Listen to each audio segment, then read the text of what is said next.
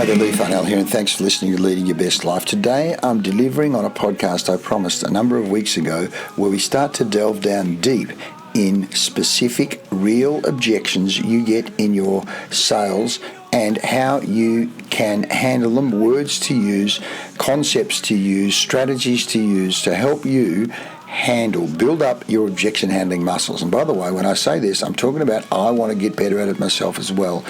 Stop the Mr. Nice Guy, because as they say, the sale begins when people start throwing objections at you, because objections are not rejections, they are requests for information. They are the person going down, they are the prospect going down the buying path, imagining themselves accepting your proposition and beginning to live out buying from you. But there are some hurdles, some roadblocks, some little obstacles you've got to overcome, and really objections, when you can overcome them and handle them and turn the objection into a buying process, because you're facilitating the buying process. Stay tuned, have a listen to this message, and then we'll get right into it.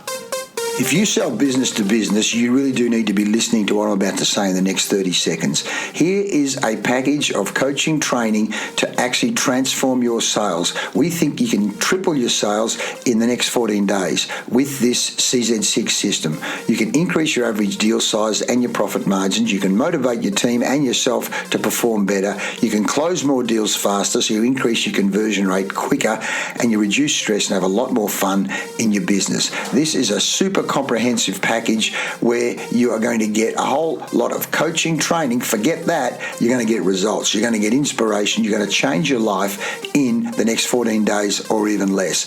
Listen to what people say. Lee's tools have had a real increase to my business. We've increased and hit our targets by a factor of 10. Absolutely fantastic. Sales are up 28% and 40% up on last year to date. It goes on and on. There's been a 40 to 50% improvement. It goes on and on, folks. Find out more. If you're committed and serious about growing your sales, you'll find out more. Click the button below and get involved. And I'll see you on the other side. Thanks for listening. See you soon. Okay, so let's talk about objections. Let's get right down into the micro. Some people say the granular, because this is where the rubber meets the road. And we talk about this is exactly where high level, what we call consultative selling, comes in. So to overcome these objections with questions rather than counter arguments, because you're facilitating the buyer coming to their own conclusion. You want to gently help the prospect uncover their own reasons why your product or your service is actually worth it, whether you're a financial planner or lawyer or accountant or in engineering or mining equipment or any service or any product. You have to help uncover the prospect reasons so they see value in your solution, assuming you're being ethical, moral, and legal. So below are a strategic and diagnostic and what we call reframing questions that are grouped by each objection, designed to lead the buyer to see value. This is what we call value-based selling. Not be told, but value-based selling. So here we go. Objection number one, famous one. It's too expensive. It's too expensive, Lee, Rob, Bob, Mary, Muhammad. The goal here is to shift the conversation from price to value, from price to return on investment, and also highlight the cost of inaction. So here are questions you can ask. Can I ask you, Bob, Mary, Jack, compared to what you are measuring expensive, what are you getting for that investment right now? Can I ask, compared to what are you measuring expensive? What are you getting for that investment right now? Here's another one. If you improve your sales conversion rate by just 10 to 15%, so in my case, if I'm talking sales training, sales coaching, sales advice, sales consulting, or mentoring, if you improve your sales conversion rate by just 10 to 15%, what would that mean in extra revenue per month? So now you're getting them to imagine if your product or service did what it said it could do, or even half of what it could do.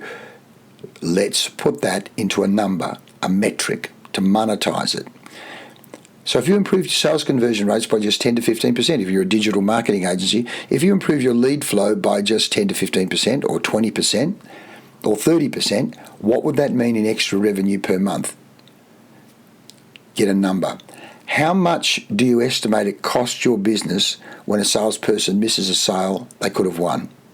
Great one. So again, you're monetizing it, but you're getting them to imagine. And what we know is you cannot not answer a question. So again, if you're a digital marketing person, how much do you estimate it costs your business when you miss out on 2 leads a week, 3 leads a week, 2 leads a day, 5 leads a day? When you miss out, so you start to talk about imagining what you're missing out on that you could actually have. How much money are you missing out on? The opportunity cost. Here's another one. Would you agree the real cost isn't the price of the program, it's the lost opportunities if things don't improve? Would you agree the real cost is not the price of the digital marketing program, it's the lost opportunities if things don't improve? Next month after, the next quarter, the next year, start getting them to imagine the lost opportunities. Then ask them, what budget do you currently have allocated for increasing sales effectiveness? What budget do you currently have allocated for increasing marketing effectiveness or increasing lead flow effectiveness?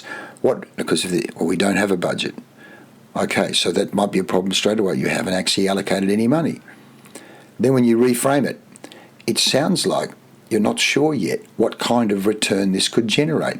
Would you like to see a few examples of the ROI other clients have experienced? It sounds like you're not sure yet what kind of return this could generate.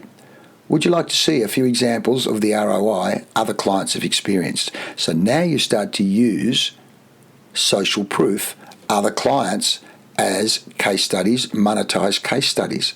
So now you've turned the it's too expensive objection into proof that what you do and say works. You've also opened up the possibility in their mind of the lost opportunity, because what you're talking about here is influencing buying state, buying emotional state. An emotional state is shifted by the questions you ask and the stories you tell. The questions you ask and the stories you tell. And they need to be strategic. They need to be planned. They need to be rehearsed.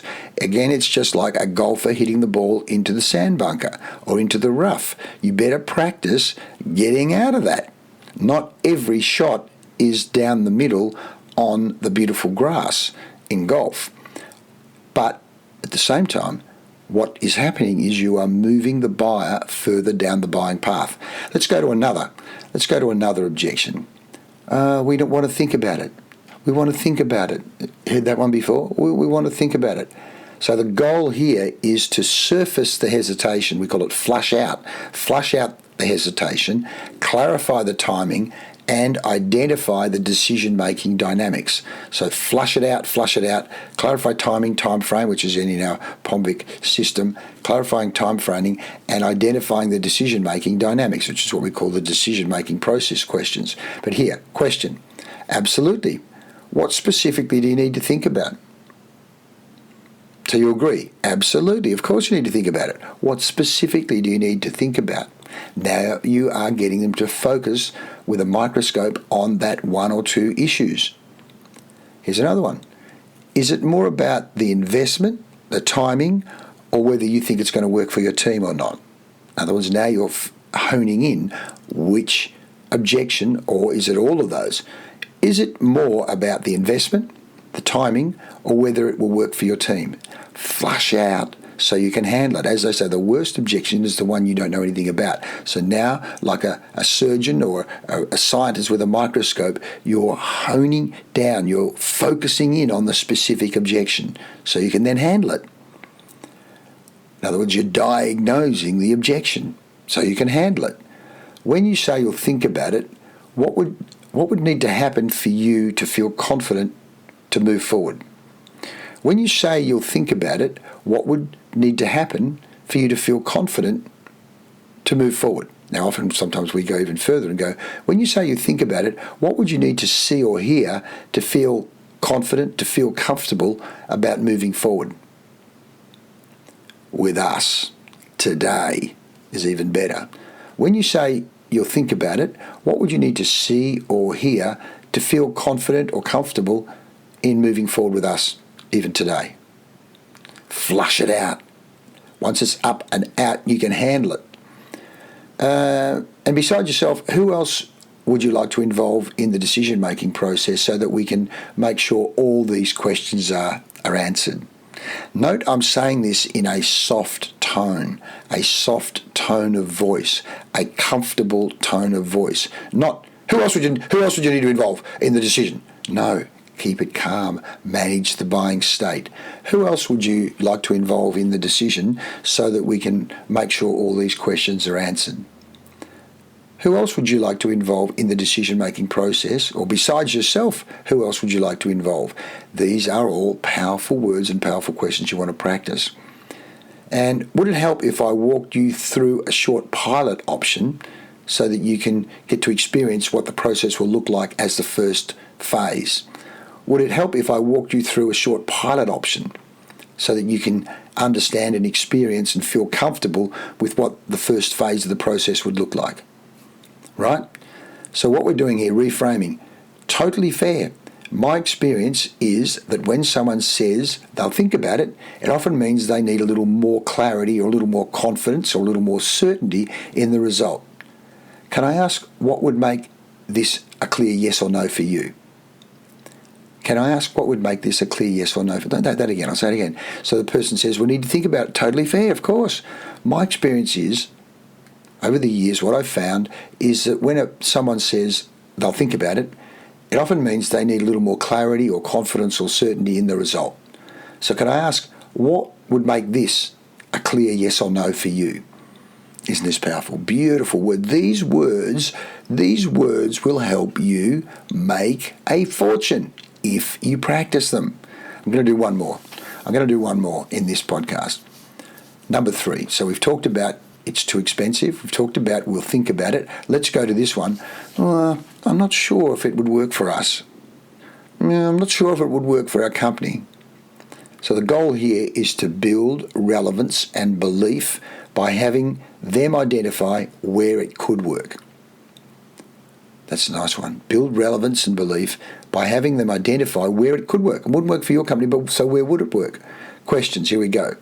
So what specifically makes you feel it might not work here at your company? Flushing out. See, flushing out the logic, the rationale. Because if it's flawed rationale or working on false data or a poor framework, you can correct that. What specifically makes you feel it might not work here? Here's another one. Can you tell me what's different about your team or culture that makes this approach challenging? Can you tell me what's different about your team or culture, or your business culture, that makes this approach challenging? Which part of your sales process do you think could benefit most from this kind of structure or coaching or diagnostic? Now you're getting to focus on which part might it work in? Which part of your sales process do you think this could benefit? Which part of your marketing process do you think? Which part of your finance process? Which part of your wealth creation process? Depending if you're an accountant, digital marketer, financial planner. Which part of your ... process do you think could benefit most from what I've talked about in terms of this structure, this coaching, these diagnostics? Here's another one.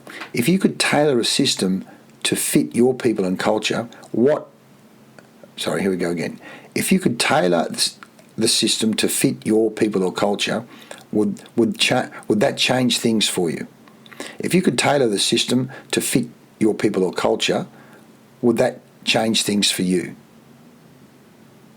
What happened when you've tried to improve sales performance in the past? What's happened when you've tried to improve marketing performance in the past? What's happened when you've tried to improve wealth creation or life security or retirement planning in the past?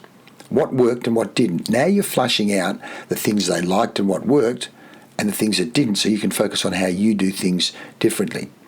So we're reframing it to go, I completely understand. That's why we customize, in our case, the CZ6 system to your team. That's why we customize our marketing system to your team and your industry. That's why we customize our financial management system to your team and your industry. Can I show you some examples of how we've adapted it successfully for a similar business? That's always going to be a powerful one. Could I show you an example of how we adapted it successfully for similar businesses? Now, you need to work, and I've got others, and I'll do this in some other time, objections around it'll take too much time, or we're not sure our people will take this or apply it. So there's a whole range of other objections that you can work with besides it's too expensive or we need to think about it, not sure how people are going to take to it. Get good at it. We already do that. We're fine as we are. We tried something like this before and it didn't work. We don't have the budget for this right now. Let's actually deal with that one just for a second, because that's always a good one. So the goal here is to reposition it as an investment, not an expense. So we then explore timing or creative options. So you could ask, I understand it completely. So when is your next budget review cycle? So you can go, okay, I'll come back then. So how do you currently prioritise investments that directly grow revenue? So if you knew for sure it was going to grow revenue, how would you go about making a decision to go ahead or not? So if I can show you how this delivers a clear 5 times return, 500% return on investment, would you find the money to fund it? If I can guarantee you a 5 times return, would you find the money to fund it? In other words, for every dollar you invested, you get $5 back. If I showed you that and guaranteed it, would you find the money? Of course. If I can show you a 3 times return, whatever the number is, in other words, you give me 1, I'll give you 3 back. Would you find the money? And would a staged rollout or a pilot make sense so that we start small and then grow from there so it matches cash flow? Would a staged rollout or pilot make sense to start proving the value, proving the ROI? Get good at these questions. Because as I say, budget constraints are real. Of course budget constraints are real, but growth often creates the next budget. The budget changes because you've just grown.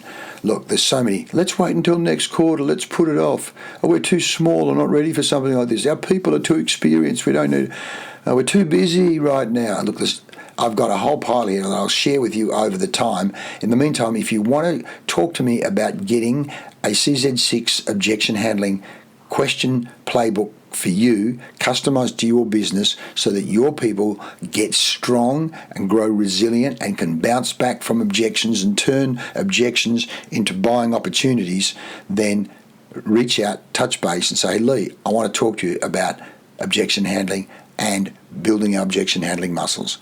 Hope this helps. Look forward to seeing you again. Before we do that, have a listen to these objection handling songs just to bed down some of these messages. Objections are part of growing your business, and see you next time. Thanks for listening. I'm Leigh Farnell. Hey! You're in the zone, pitch is tight, client nods, but something ain't right. They smile, but you feel the freeze. A silent no blowing in the breeze. A silent no blowing in the breeze. You gotta dig, not dodge or hide, flush it out, take it in stride. Cause the most dangerous words you'll face are the ones that never leave their place. Cause the most dangerous words you'll face are the ones that never leave their place. Too expensive, not today. We've got someone anyway. What if it fails? I'm not sure it fits. If you flinch, you'll miss the blitz. It's all part of the game, part of the fight. Like a martial artist training every night. You don't feel the block, you don't feel the blow. You breathe it in and let the questions flow. Objections ain't walls, they're just a test. Bring out your confidence, show your best. So step in strong, don't run or blame. Flush it out, lean in, it's all part of the game. So step in strong, don't run or blame. Flush it out, lean in, it's all part of the game. I don't know you, not sure I trust. That's your cue to rise, not bust. Already have someone, yeah that's fine. Until they see your value line by line. It's not rejection, it's just a mask. And your job, ask the next bold ask. Get curious, not defensive heat. Cause champions don't go and retreat. Get curious, not defensive heat. Cause champions don't go and retreat. Like tiger trained to lead the trap. You prep for every mental gap. So when they stall, you know the play. You got not push and lead the way. So when they stall, you know the play. You got not push on part of the game, part of the path. Like dodging punches in a sparring match. You don't fear, no, you don't lose grace. You live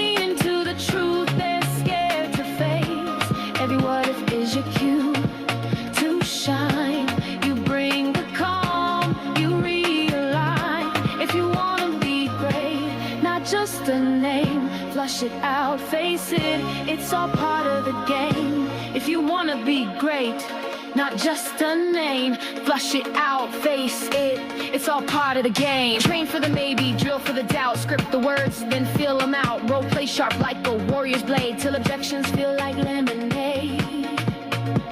Till objections feel like lemonade.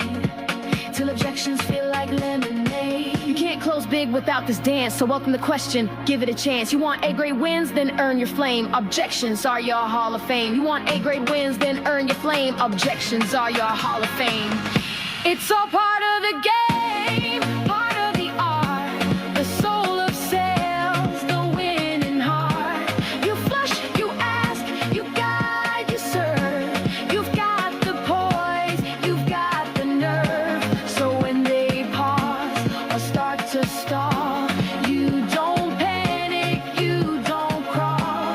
You smile, breathe deep, call out the name, because you know it's all part of the game. So when they pause or start to stall, you don't panic, you don't crawl. You smile, breathe deep, call out the name, because you know it's all part of the game. The best don't flinch, they frame and flame, flush it out, lean in, it's all part of the game. The best don't flinch, they frame and flame, flush it out, lean in, it's all part of the game. The best don't flinch, they frame and flame, flush it out, lean in, it's all part of the game. A coach brings wisdom, experience too. Unlocking season 6 business growth strategies made just for you. Unlocking season 6 business growth strategies made just for you. More than a mentor, more than a guide, a coach walks with you side by side. More than a mentor, more than a guide.